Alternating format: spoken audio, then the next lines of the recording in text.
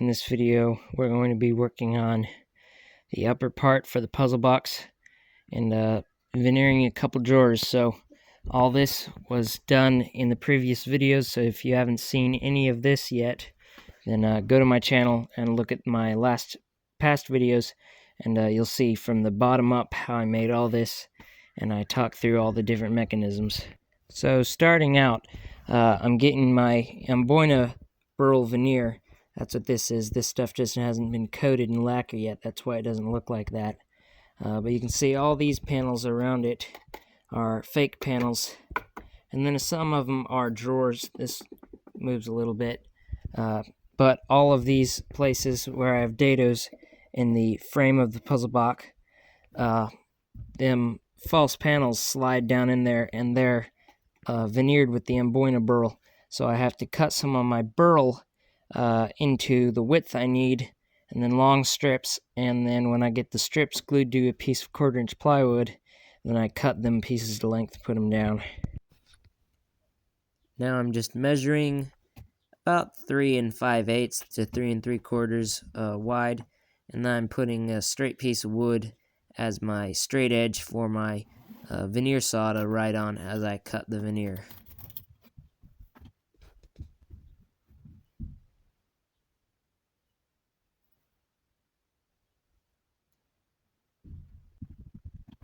And now I just have to do that 3 more times.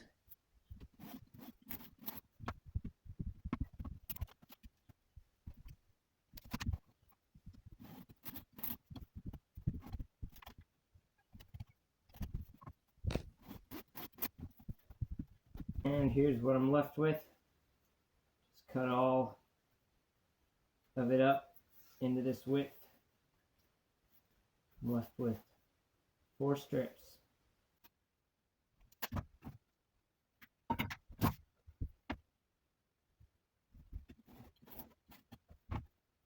Alright, so this piece I cut here is for the face of my favorite drawer, the puzzle box. So this top actually comes off. It isn't glued on yet. You can kind of see the interior of this base. This drawer comes out with a magnet key card. Hear that click? Now this drawer comes out, and when that's out, see that line? That's this right here, and when you push on it, that drawer there pops out. This is my favorite drawer. It's the sliding tile drawer. It's a puzzle in itself, just the lid. And there's also a wood hinge on the back, but you can hardly see that there's a hinge there. Also a video on my channel of how I made this. But anyway, this will be veneered right onto the face of this, so that all the drawers will look like this. You won't be able to tell the difference. So once I glue that on there, then I'll be able to coat this in lacquer.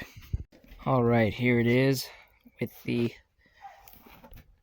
Amboina veneered on. You can see I just put the veneer. I've got a piece of wax paper to keep the veneer from glue squeeze out sticking on my piece of plywood on the top that I'm using to press down as pressure on it.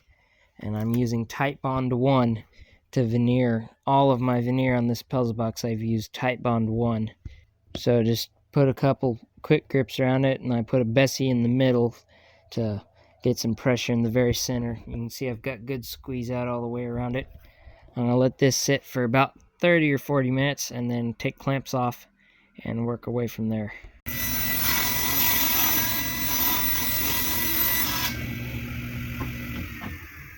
So this just 1/4-inch piece of maple veneered MDF.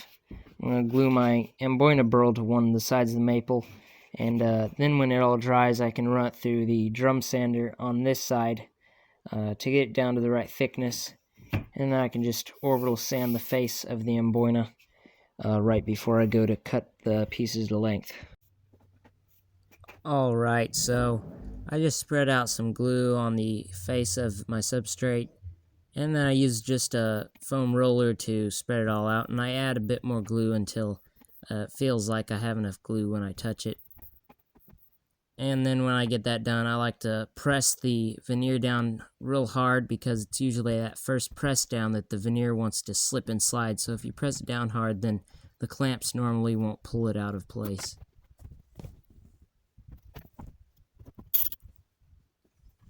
And just clamping it all the way around, making sure I get good pressure all the way on all the edges and in the center. And I just do that same thing to the other panel.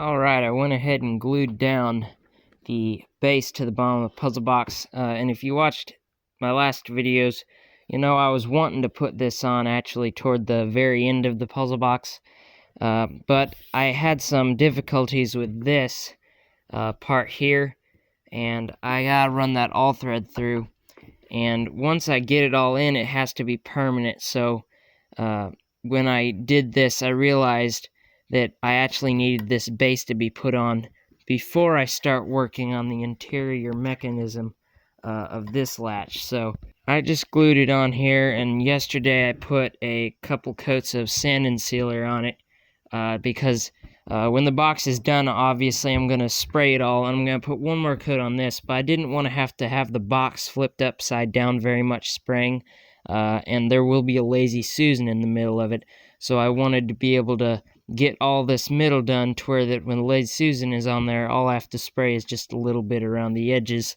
and I don't have to worry about having the box upside down for any amount of time to spray it all. Okay, and that's the last time you're ever going to see that for quite some time. So you can see I taped all the way around the edge, and I taped these 2 half-inch blocks to the bottom of it, and that way I can lay the puzzle box down without touching my finished bottom to anything. So the bottom is going to be very protected the whole time I'm using it, for probably the next month or so until I get it finished sprayed. I think I can have it about finished in a month. Alright, so right now I'm working on this mechanism here for the corner. See, I took some all thread, and I just want that end of it to have threads, so just about a 1/4 inch of it has threads still on it, and then I sanded the rest off with a belt sander and a drill.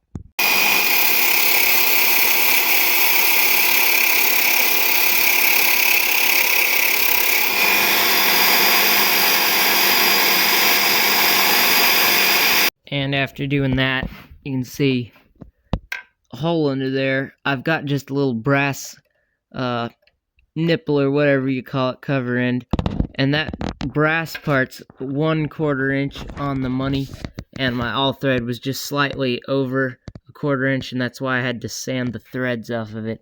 But now the back of it fits all the way up in there, and then when you get to the threads, it won't go up no more, and that helps so that if anybody unscrews or the spring malfunctions something, it won't be able to pull all the way up through it into the drawer or anything. Alright, the emboiner burl dried.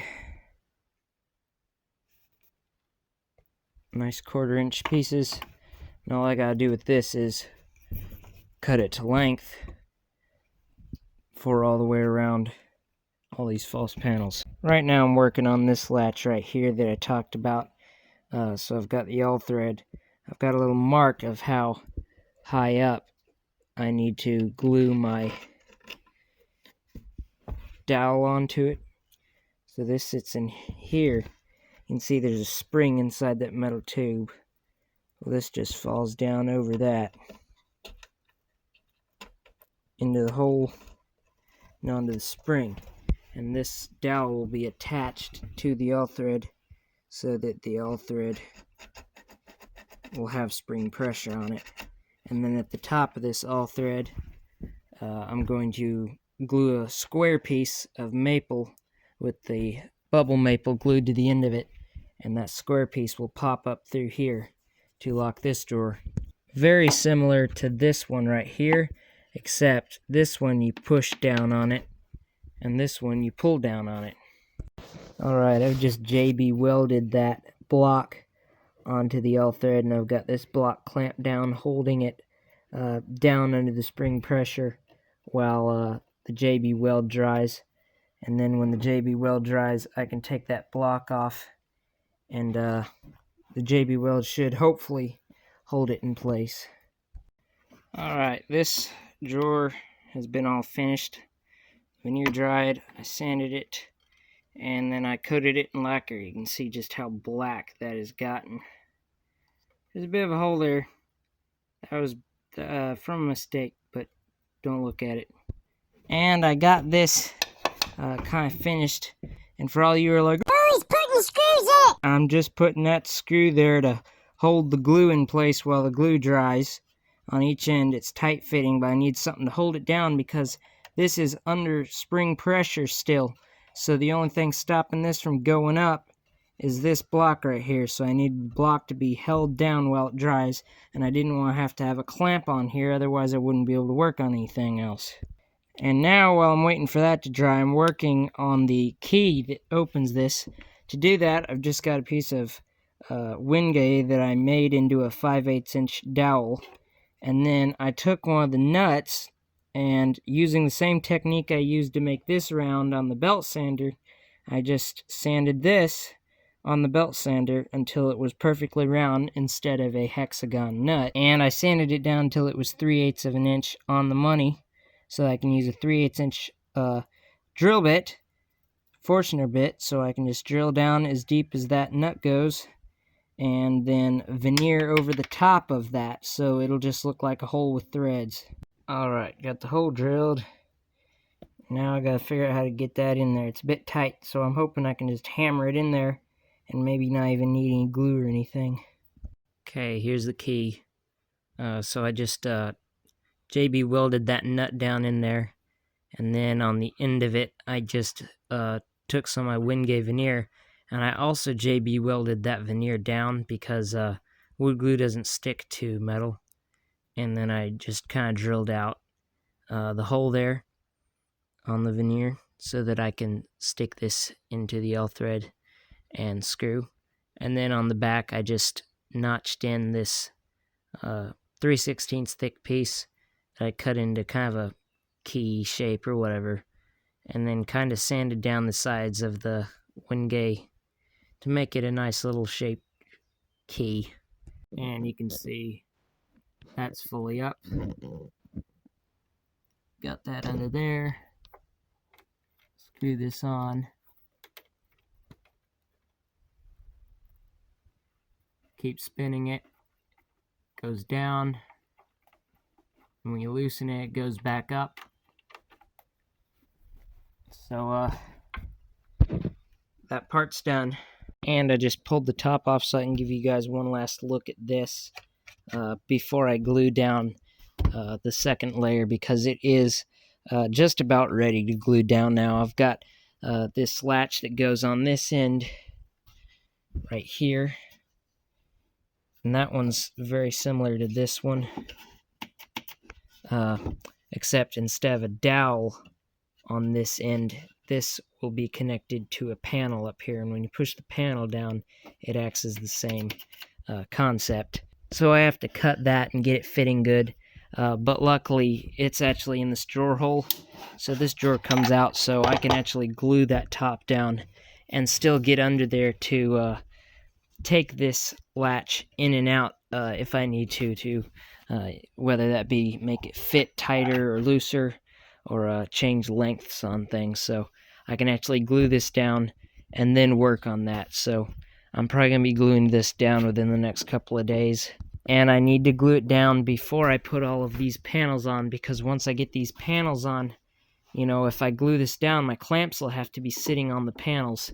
And I would like my clamps that when I glue this on here, I would like to be able to clamp right to the solid wingay for holding things down.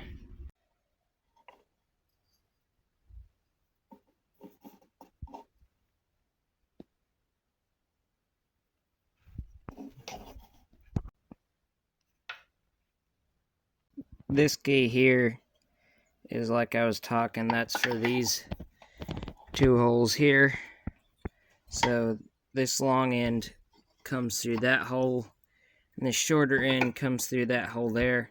Shorter end's going to act pretty much like these, and then the long end is going to be connected to a panel on top. When you push the panel down, it's going to push that short end down out of the hole, releasing the drawer. And I also started on this. So this is going to be that one that I talked about, spring. I need springs behind that, and I also have to coat this in lacquer. This fits right in there, but can't go forward any further than that. And then this one will be for right here, but I don't have that side on yet, so. And I also have every bit of the wood left for making every one of the drawers I have left. So I have this drawer, there's going to be a smaller drawer here, this drawer, and this drawer. That's all I have left. And this should be just a couple inches over what I need for that. And it's all in that bird's eye maple. You can see every one of them all the way through bird's eye maple. And then I also have bird's eye maple that I cut off of this. This used to be a 7/8 inch board. And after I cut the 3/8 of an inch off here, I was left with a piece about 1/4 of an inch thick, and that will serve as all of the floors for all these drawers. So the sides and the floor of the drawers will be bird's eye maple.